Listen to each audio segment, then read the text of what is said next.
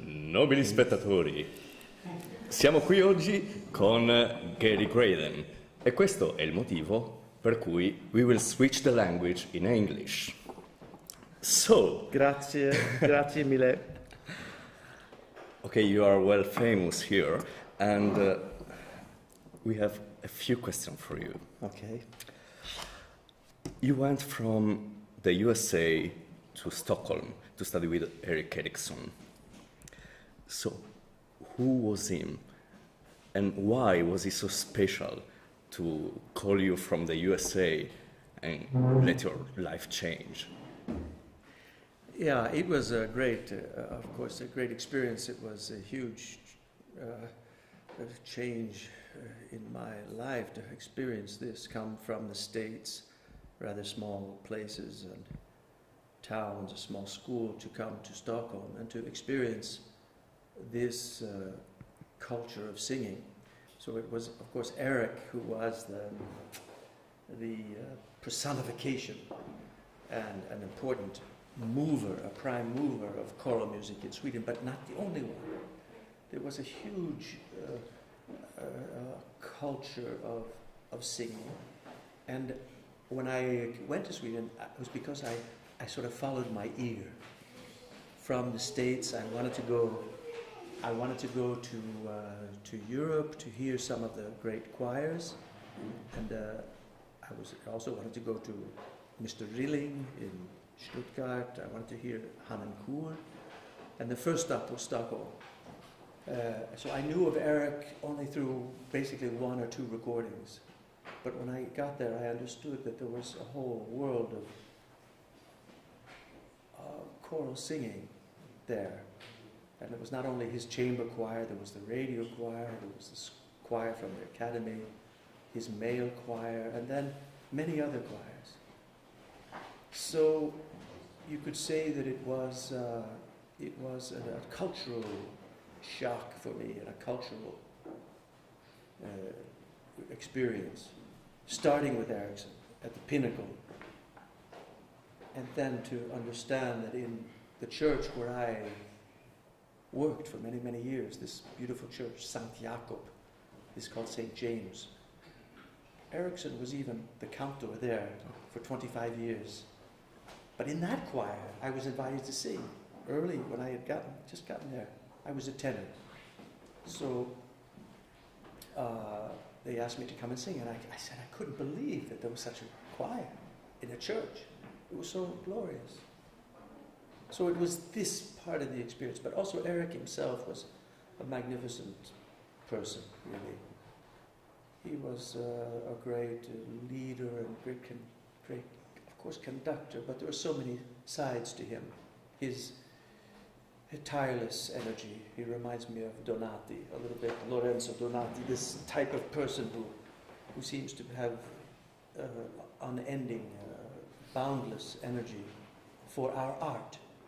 And Erik was like this. Every day, different choirs, every week, on such a high level. And his curiosity, unbounding curiosity for music, for new music, for the choral experience, whatever way we could use our choral instrument for human expression. And he was a beautiful man, Erikson. He knew people. He knew how to communicate with people, and he could say one sort of little, maybe joke or one word or two words, just turn a word, and people would just lighten up and say, "Ah, yes," and then he could continue. A beautiful pianist, and he played a lot of jazz, so he would play Bach with a beautiful boogie-woogie or something like this, and it was like, ah, yes, that's it, it's a dance, so a great musician, a great human being, and a marvelous conductor. It seems that the Erikson description fits to you too. So, and the first thing is that you inherited this place at St. Jacob's. Yes. And how is the life of a Kapellmeister or a cantor there? Yes. In St. Jacob, I was very fortunate to be invited to be an assistant. Early when I came, this is 1982, so that means for me that's 30. I have to think now. Yes, 36 years ago, I arrived, and very early I was invited to be an assistant in the church. I have a boys' choir, a girls' choir, and then finally the youth choir, which became my chamber choir, and it was. I don't know, it was like this huge, great, I saw it as a beautiful, I loved the room, I loved the church, and I was grateful for the opportunity to be there. And in this particular church, I was also very free, to not so bound by the liturgical music, which we had, of course, we did services, but it was a very important church for music. And I was quite free to develop a choir, or the choirs, in many different ways. And there was such a tradition of good choral singing, so I was encouraged to keep going, to keep working and develop the choirs and sing the beautiful music, and had the opportunities to do the great music, the Passions. The first piece I did very early was Fauré Requiem with orchestra. It was like a dream for me. And then it just continued. So it was, yes. So you are the master of my master. So, when, yeah, the Grand Master. When did you start your links with Italy? How do you came here? Yeah, this is also beautiful. Now it's actually almost 40 years, because in 1989 I was with my choir. At that time we were still the youth choir of St. Jacob, and we came to the competition. We had started competing by that time. Our first competition was 87, and then that was in Tours. 88 was in Debrecen, and 89 it was in Arezzo. And it was an incredible experience to be here. We spent actually several days in Assisi, preparing. 4 or 5 days in Assisi. It was so spiritual to be there and singing. We did 2 concerts there. And we were very young, a young choir, a young conductor, but very beautiful repertoire. And we came here, and it was like also it opened up a world for us. We had great success at the competition, and I met several really that became my dear friends.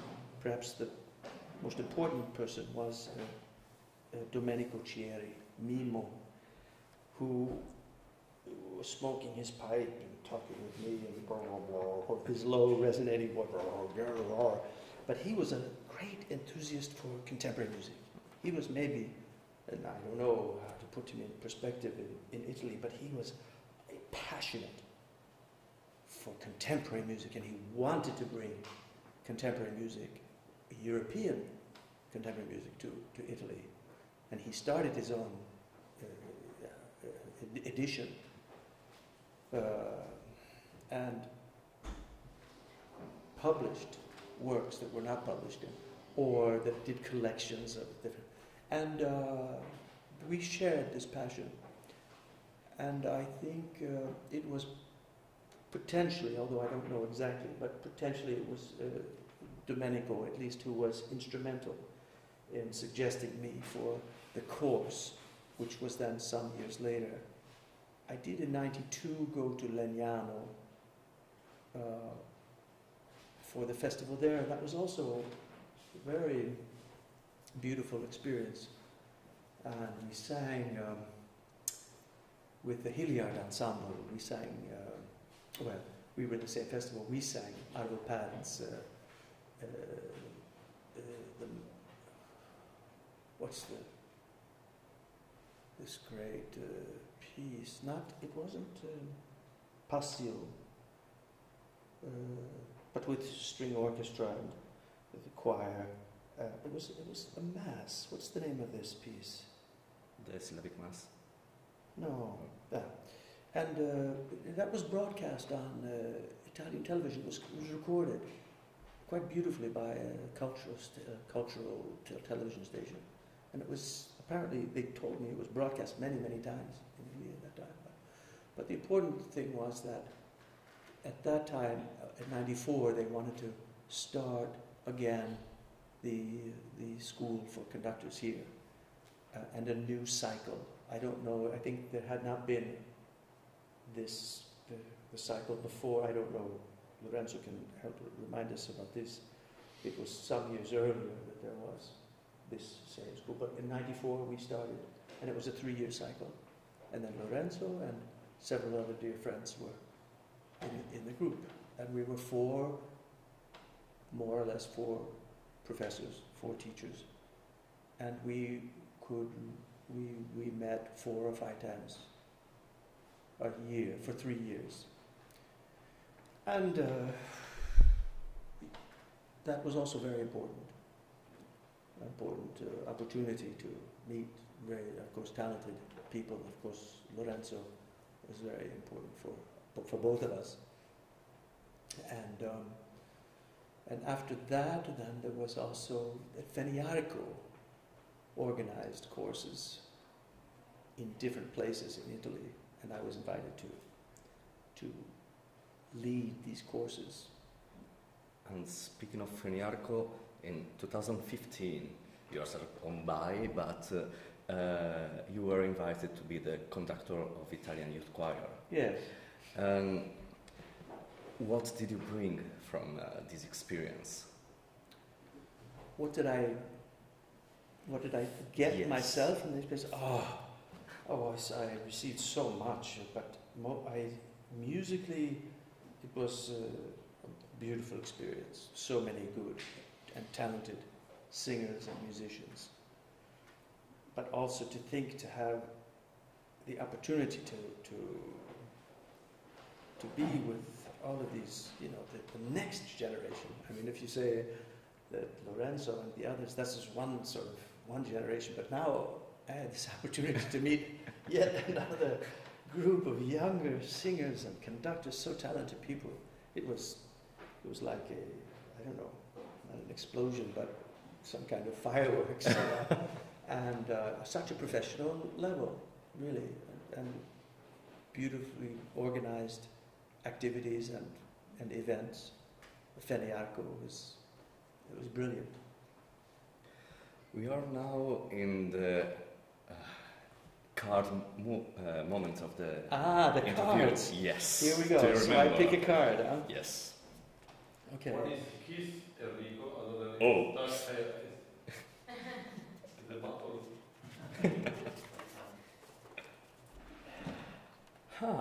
Is the experience that started your career?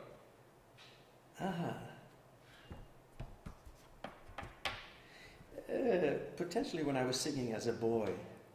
I sang in a boys' choir. And I didn't think then that I wanted to become a conductor, but I loved the singing. And sometimes I even enjoyed the conducting. I would move and, yeah. So I think that has to be from my childhood. Yeah. That's fine. And our last question is one I demanded to Maestro Donati yesterday, but I'm interested in your point of view since you are a foreign observer. You told you came in Italy for the first time in '89, so you saw a circle of Italian music and so on.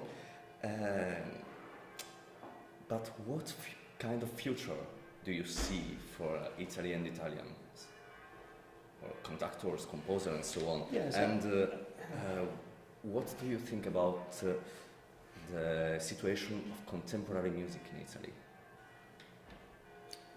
Yeah, I mean, I see a fantastic development for these years, all of these years, that in some way I have been a part of, because there are so many friends that I've worked with, conductors, our choirs I've met, visits to Stockholm. My choir's been here with other conductors, and I see a fantastic development. And it starts with the conductors, because through the conductors then they are able to teach their singers and their choirs. And you can hear in different places, you can hear that this is growing. And there's a very, very distinct and very important development. The contemporary music, I think there's also good potential for contemporary music. Possibly somehow you have to challenge. The challenge is to have the best composers composing for choirs, that they understand the choir as an instrument, that they don't go too far out, that is to say, that not really understand how the choir works, how we singers work, and that the music is too technically challenging, that the choirs can't sing the music. Somehow we have to keep discussing, we have to keep meeting, and this we have to develop always a rapport. That's happening this week now in Arezzo. It's a fantastic thing. One day, a composer composes for the choir, they sing in the evening. It's a dialogue, it is a meeting, and this has to continue. I'm not saying that composers should be composing simple music. Absolutely not. The composers show us the way. They show us, the conductors and the singers, a way we need new challenges and demands. A lot of our music in the world now has gone back to a little bit, maybe, perhaps for my taste, a little bit too much romantic, kind of, I don't know, homophonic, sweet music. And I would like to see that we shake it up a little bit. But I was talking with, I always talk about Lorenzo because we're always sharing ideas, and you'll have to forgive me, Maestro, but one challenge is that we understand that we, somehow for choral music, that we understand it's not only a hobby, it's not only an avocation, that we need, that Italy needs really professional leaders. They need to support the conductors. Okay, the conductors then can gather singers, amateur singers, or hopefully professional choirs.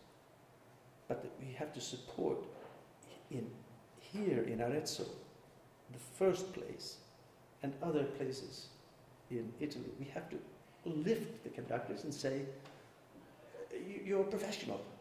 You are a professional. This maestro, this maestro of the orchestra is professional.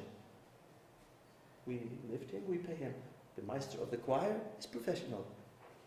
We give them the place. We see that this is an important job, and we pay this person for this very professional attitude. This we have to somehow retake this, or at least to remind people that how we use our resources. It's very vitally important. Otherwise, the people won't continue. Otherwise, the talented people say, "No, I do something else." Yes, the main struggle here in Italy. So, thank you, Gary, for your suggestions. No, listen, Enrico, it's not, and I just add this, it's not the main problem in Italy, it's the main problem around the world. My maestro, Erik Eriksson, was fighting with this all the time. We as choirs were fighting with this because we somehow were placed in this compartment called amateur, Yeah. So we have to lift ourselves. But so it's not only Italy. That's all. My dear, thank you very much.